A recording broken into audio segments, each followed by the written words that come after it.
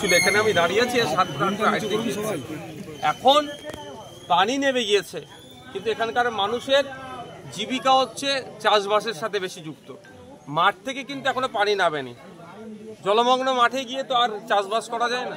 স্বাভাবিকভাবে এখানে দিন আনে দিন খাওয়া মানুষের সংখ্যা বেশি, পানি কমলেও এখানে রুজি রুটির টান হচ্ছে। পরিবার পরিজনকে নিয়ে কিভাবে থাকবে? আজ থেকে এক সপ্তাহ আগে যখন এই ঘটনা ঘটছিল, আমরা কিন্তু একটা আমাদের পার্টির পক্ষ থেকে অফিসিয়াল স্টেটমেন্ট দিয়েছিলাম যে এটার সমাধানের পন্থা আমাদের খুঁজে বার করতে হবে, স্থায়ী সমাধানের। কারণ খানাকুলের অল্প বৃষ্টি হলেও নাকি শুনি ডুবে যায়। এটা আজ থেকে কত নয়, আমার দাদুর আমল থেকে এটা শুনে আসছে, আর যারা এখানে আছেন তাদের দাদুরাও এই সাফার করছে। এটাকে তোকে কাটিয়ে উঠতে হবে। শুধু বছরে বন্যা হবে, কেউ ত্রাণ নিয়ে এসে দেবে, এটা সমাধান নয়। যেমন বিভিন্ন কান্দি মাস্টার প্ল্যান হয়েছে, আপনার ঘাটাল মাস্টার প্ল্যানের কথা আমরা শুনেছি। আমাদের আগামী দিনের দাবি আজ থেকে যে আগামী দিনে এবং স্বল্প সময়ের মধ্যে খানাকুল মাস্টার প্ল্যান করতে হবে। যে মাস্টার প্ল্যানে আমি কোনো নির্দিষ্ট পার্টিকে বলছি না, আমি আমার সরকারকে বলছি। পশ্চিমবাংলা সরকার মাস্টার প্ল্যান তৈরি করে কেন্দ্র সরকারের কাছে পাঠাবে। দাদা কদিন আগে বলতে দিন, কারণ হচ্ছে এই কে ডিবিসি নাকি পানি ছেড়ে দিচ্ছে, মাইথন ব্যারেজ পানি ছেড়ে দিচ্ছে, এ তো হচ্ছে, এ তো একটা লড়াই আমাদের চলছে, মিডিয়াতে যে যাকে পাচ্ছে বলছে, কিন্তু দিনের শেষে যারা ক্ষতিগ্রস্ত হচ্ছে সেটার কথা আমাদের ভাবতে হবে। তাই ভাবার এই ক্ষতিগ্রস্ত আগামী দিনে না হয় তার জন্যই হচ্ছে, এর থেকে বাঁচার উপক্রম হচ্ছে মাস্টার প্ল্যান করতে হবে, যে এখানকারের যে ওই ফ্রি বছরে একটু বৃষ্টি হলেই যে ডুবে যাচ্ছে তার হাত থেকে রক্ষা করার জন্য, তার জন্য আছে ব্যবস্থা। আমরা অনেক সময় দেখছি কি বলছে, বাঁধ ভেঙে গিয়ে গ্রামে পানি ঢুকে যাচ্ছে। তো বাঁধটা কেন ভাঙছে? স্বাভাবিকভাবে বাঁধগুলো প্রায় 50 বছর 60 বছরের তৈরি মাটির বাঁধের জন্য। এখন আর মাটির বাঁধ নয়, এখন কংক্রিটের বাঁধের কথা হচ্ছে। তো আমরা যদি এখানে কংক্রিটের বাঁধ নির্মাণ করতে পারি এবং যথেষ্ট উঁচু করে এবং ড্রেনেজ করতে পারি নদীতে, তাহলে কি নদীতে পানির পরিমাণ লোডিং ক্যাপাসিটিটা বেশি হবে, এখানে পানি ঢুকবে না। শুভেন্দু অধিকারী কদিন আগে এসেছেন, এসে বলেছেন 26 সালে যদি সরকারে বসে তাহলে আর বন্যা হবে না। দেখুন ব্যাপারটা হচ্ছে আপনাদের ব্যাপারটা হচ্ছে ক্ষমতার মসনাদে বসলেই বন্যা আটকে দেবে। যদি কেউ এই চিন্তা ভাবনা নিয়ে চলে তাকে ধিক্কার নিন্দা জানাবে এই বক্তব্যকে। আমরা বিরোধী শাসক বলে কথা নয়, খানাকুলের মানুষেরও আমি একজন, আমার সহমর্মিতা থাকবে ক্ষমতায় থাকলেও, আর অপোজিশনে বসলেও খানাকুলের মানুষের জন্য সহমর্মিতা রাখতে হবে।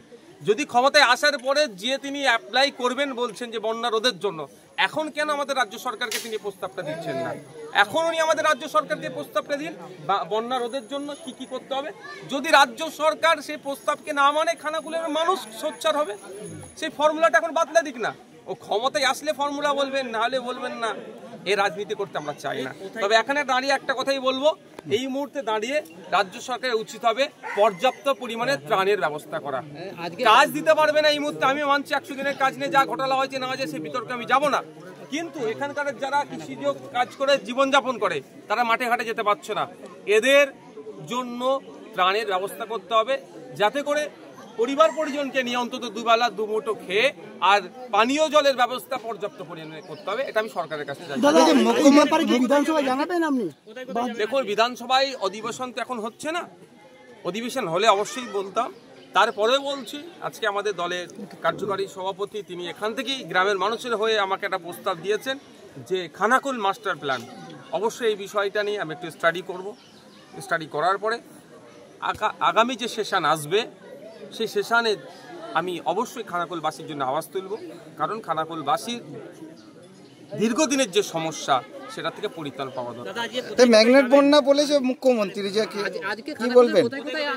দেখুন আমি খানাকুলের কোথায় যাবো, আমার যেখানকার লোকাল যারা নেতৃত্ব আছে তারা বলতে পারবেন, কারণ আমি সব জায়গায় সেই অর্থে জানি না। গ্রামের মধ্যে, এত গ্রামের মধ্যে আমি জীবনে প্রথম আসলাম, তবে যত আসছিলাম তত দেখি এখানে ডাউন হচ্ছিল। মোটামুটি আরো বেশ কিছু এলাকা, হ্যাঁ আরো বেশ কিছু এলাকায় যাবো। তবে আমি এখানে এসে যেটা বলছি, যে ত্রাণ আমি নিয়ে এসেছি এটা পর্যাপ্ত নয়, এটা কিছুই নয়। দাদা মুখ্যমন্ত্রী বলেছেন যে এটা পরিকল্পিতভাবে কেন্দ্র এটা বন্যাটা করিয়েছে, কি বলবেন? দারুণ একটা কোশ্চেন আপনারা রেজ করেছেন। আমি আপনাদের বলি, ভারতবর্ষের সংবিধান আছে, সেই সংবিধানের 131 নম্বর ধারায় উল্লেখ আছে, রাজ্য যদি সংঘাত হয়, রাজ্যর সাথে যদি কেন্দ্রের সংঘাত হয়, তা নিরসন করার জন্য 131 নম্বর ধারা তুলে সুপ্রিম কোর্টে যেতে পারে। এবার ব্যাপারটা বলুন, আপনি আমাকে প্রতিদিন পিটাচ্ছেন, আমি রাস্তায় বলে বেড়াচ্ছি আমাকে পিটাচ্ছে, আমাকে পিটাচ্ছে, আমাকে পিটাচ্ছে। পিটানোর হাত থেকে, মারের হাত থেকে বাঁচতে গেলে কি করতে হবে? লোকাল থানাতে গিয়ে একটা জিডি করতে হবে, এফআইআর করতে হবে।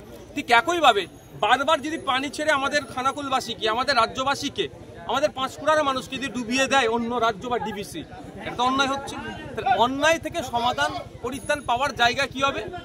অন্যায় থেকে পরিত্রাণ পাওয়ার জায়গা হবে ওই সংবিধানের 131 নম্বর ধারাকে উল্লেখ করে সরকারের বিরুদ্ধে মামলা করা, ডিবিসির বিরুদ্ধে মামলা করা, কেন্দ্র সরকারের বিরুদ্ধে মামলা করা। কারণটা হচ্ছে নাকি রাজ্য সরকার বলছেন আমাদেরকে পানি দিয়ে তারা অবৈধভাবে পানি, মানে অনিয়মিত পানি ছেড়ে আমাদেরকে ডুবিয়ে দিচ্ছে। তাহলে রাজ্যের যিনি সর্বোচ্চ কর্তা, আমাদের এখন সরকারের প্রধান, তার কাজ হবে ম্যানমেড যেমন বলছেন, আমি ওই শব্দকে তার বলতে বারণ করব না, কারণ ওর তার ব্যক্তি স্বাধীনতা, আমি বাক স্বাধীনতা হস্তক্ষেপ করব না। কিন্তু আমি একজন বিধায়ক হিসাবে খানাকুলবাসী, পাঁশকুড়াবাসীর সহমর্মী, মানে আমার কষ্ট লেগেছে, বেদনা লেগেছে, সেই সহমর্মিতার দিক থেকে বলবো রাজ্য সরকারকে আমি অ্যাডভাইস করব যে আপনি অবিলম্বে সুপ্রিম কোর্টে যান এবং 131 নম্বর ধারাকে সংবিধানের সামনে রেখে, তাহলে আমরা জয়ী হব। আর না হলে ম্যানমেড বলে শুধু বন্যার সময় আসবে, ঘুম ভাঙবে, আমারও ঘুম ভাঙবে, শুভেন্দুবাবুরও ঘুম ভাঙবে, মমতা ব্যানার্জিরও ঘুম ভাঙবে, ওতে চলবে না। বন্যা মিটে গেলেও আর বন্যা চলছে, তার মধ্যে 11.5 মাস, 11 মাস, এই 11 মাস আমরা ঘুমাই কেন? এই 11 মাস এটা নিয়ে আমরা চিন্তা ভাবনা করি না কেন? আজকে এখানে যারা আছেন, যারা 60-70 বছর বয়স, যার বাবাদের বয়স, তারা কেউ শ্মশানে গিয়েছে, কেউ কবরস্থানে গিয়েছে, দেশ স্বাধীনের আগে থেকে খানাকুল ডুবছে। এর থেকে পরিত্রাণ পাওয়ার কি রাস্তা বার করা হয়েছে? শুধু ম্যানমেড বলে এড়িয়ে গেলে হবে না। আপনি সরকারের প্রধানে আছেন, আপনার কাজ হবে এই সমস্যার সমাধান করা। Thank you.